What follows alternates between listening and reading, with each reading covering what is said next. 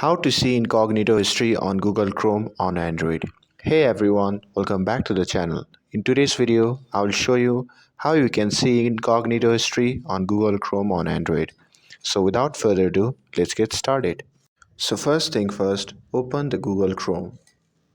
Once you have opened it, simply tap on the three dot icon shown on the top right corner. Select New Incognito tab on drop down menu and you will enter the Incognito tab.